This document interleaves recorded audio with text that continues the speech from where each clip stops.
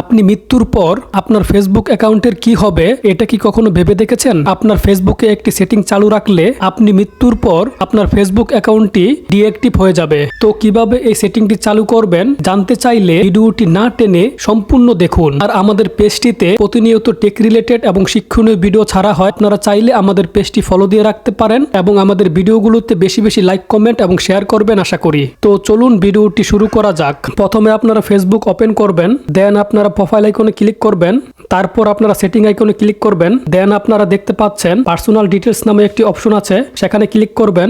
আবারও আপনারা দেখতে পাচ্ছেন পার্সোনাল ডিটেলস নামে একটি অপশন আছে, সেখানে ক্লিক করবেন। দেন আপনারা অ্যাকাউন্ট ওনারশিপ এন্ড কন্ট্রোল এই অপশনটিতে ক্লিক করবেন। দেন আপনারা দেখতে পাচ্ছেন মেমোরালাইজেশন নামে একটি অপশন আছে, সেখানে ক্লিক করবেন। দেন আপনারা প্রেফারেন্স নট সিলেক্টেড এই অপশনটিতে ক্লিক করবেন। দেন আপনারা দেখতে পাচ্ছেন ডিলেট আফটার ডেথ এই অপশনটিতে ক্লিক করবেন। দেন আপনারা নেক্সট অপশনে ক্লিক করবেন, তারপর আপনারা সেভ অপশনে ক্লিক করবেন। এই সেটিংটি চালু করা হলে আপনি মৃত্যুর পরে আপনার ফেসবুক অ্যাকাউন্টটি ডিঅ্যাক্টিভ হয়ে যাবে। তো কিভাবে ফেসবুক বুঝবে আপনার মৃত্যু হয়েছে? আপনি যখন মারা যাবেন তখন আপনার বন্ধু বান্ধব অনেকেই ফেসবুকে পোস্ট করবে এবং বিভিন্ন জায়গায় কমেন্ট করবে, সেগুলো ফেসবুক রোবট অটোমেটিক ধরে ফেলবে এবং আপনার ফেসবুক অ্যাকাউন্টটি ডিঅ্যাক্টিভ করে দিবে।